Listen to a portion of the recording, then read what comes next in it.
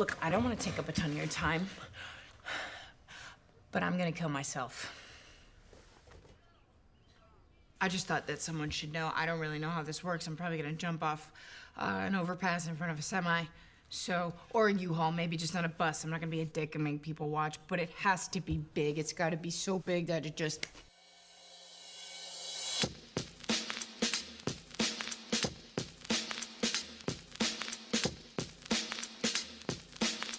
Kelly Fremon Craig's feature film, The Edge of 17, is an astounding directorial debut, but it's also an incredible character study in a coming-of-age film. The story of a young woman struggling with family, friends, sex, and high school life has been used so many times, but this film felt very special as I watched it. It's actually my favorite movie of this entire year for so many reasons. So without further ado, let's explore The Edge of 17 and discover why it's a great film and why you definitely need to see it. Reason number 1. Hailee Steinfeld. This talented young woman has starred in films since 2010's breakthrough performance in True Grit. In the past 6 years, her films have either been hit or miss for me, but she's not the actual issue with the movies that I dislike. I like the fact that she has a very distinct voice, is quite tall, and has never been over-sexualized in her movies. I appreciate that because she's never used as a distraction. She's an actor who goes in, tries her best, does the job well, and is just great. However, her performance in this movie moved me so much, and I firmly believe she should be Oscar nominated, but unfortunately may be snubbed by just another pretentious movie. But I'm getting off track here. I feel that Hailee was really chosen for a reason. In an interview with Access Hollywood, she was outed as saying, "I read the script and said I do not see anyone else doing this. I have to do it, and I'll do anything I can to get it." I'm so happy she took the role because she, like many of the audience members, felt so connected to the story. But she also revealed that she had issues of bullying while being educated. Reason 2. Nothing's cheap.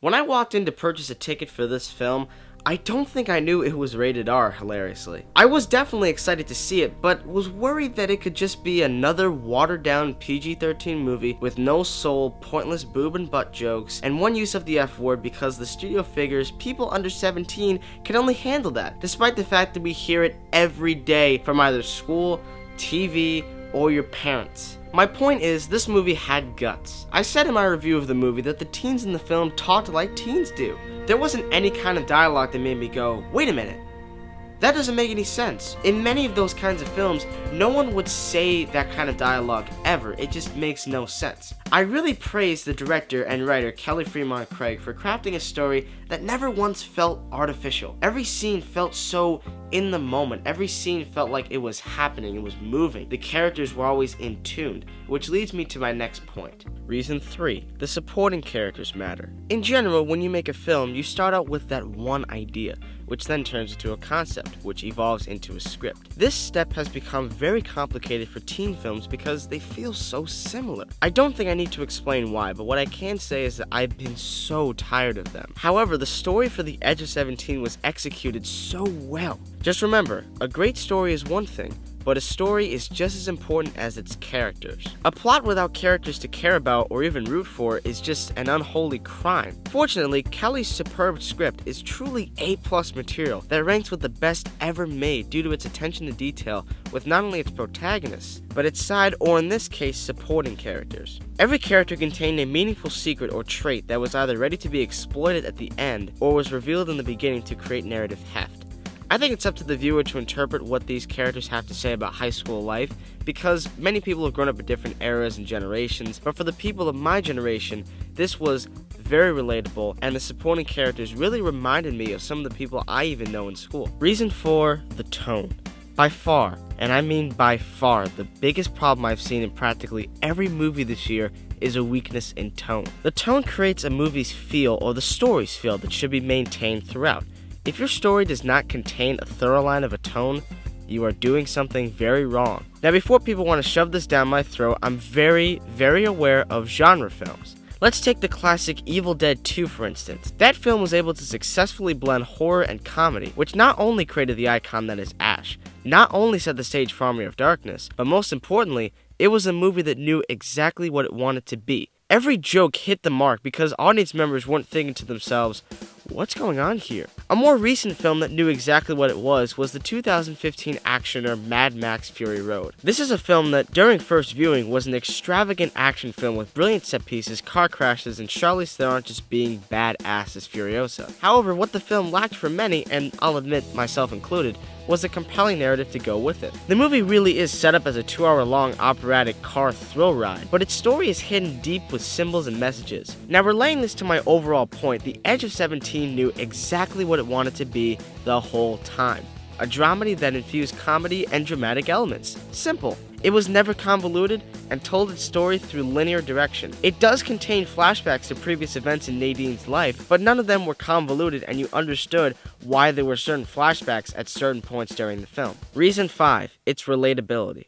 So often today, teen films just can't seem to identify this. My viewpoints on this issue changed about a fourth into The Edge of 17. There's a specific point about halfway through the film where Nadine is seen eating lunch with Mr. Brunner, who is of course played by the great Woody Harrelson, and she finally opens herself up by describing the current trend of this generation. And in that very moment, I almost wanted to stand up, literally cheer, and scream, "This is exactly how I feel." The fact that she loves classic films, doesn't understand why people take pictures of their food and just share it on social media, felt so relatable to me. I couldn't believe it at first. I really thought about that line leaving the theater, and it really stuck with me. I feel the need to address the character of Erwin, which, in my review of the film, I stated, this character reminded me of, well, me. The actor's name is Hayden Szeto, and I believe I pronounced that right. If I didn't, I apologize to Hayden. I'm not saying I'm a loner, but the way he asks out Nadine and his awkward kissing moment created slightly painful memories, to be honest. I was mainly blown away at just how human he was.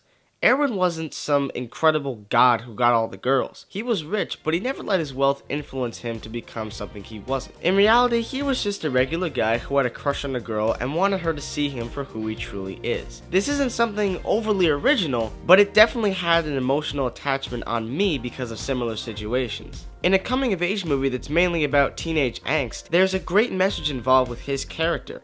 Allow people to see who you truly are. This is a lesson that almost every other character fails to do throughout the film, which is completely normal and is a huge reason why everyone can relate to it in some way. And finally, reason 6.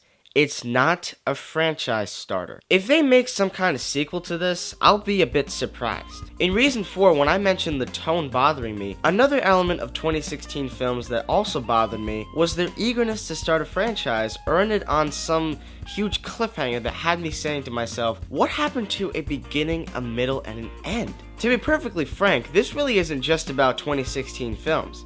This has been going on for decades and won't stop until the producers just stop making money. An example I want to make of a movie that didn't do this was Hell or High Water that came out earlier this year. While it wasn't a perfect movie in my opinion, it had a beginning, a middle, and an end. It had complete character arcs that weren't awaited to be explored in some huge sequel or trilogy or even quadrilogy. It was able to tell one concise story about bank robbers and a determined sheriff that's out to get them. It was simple. It wasn't complicated, it was easy to understand, and it was an overall really solid film. The Edge of 17 had a complete character arc for Nadine, as she was able to be pulled out of her shell by Erwin, refused sexual intercourse with someone she had a crush on but knew that he went to juvie, conquered her angst against her mother, made up with Krista, and has a somewhat fatherly figure with Mr. Brunner. If they do, in some way, shape, or form, make a sequel, I believe it should focus on the continuing relationship between Nadine and Erwin, and have something to do with them having to part their ways when college arises. I had a difficult time identifying a specific issue or flaw with the movie besides, admittedly so, it was quite predictable at times. Now, I am very aware that it does bother me in a lot of other films, and I know people are going to ask me, why not this film? Why didn't it bother you? In all honesty, I could have watched a 5-hour-long movie of this and would never have gotten bored. The characters were well fleshed out, the story was always up front,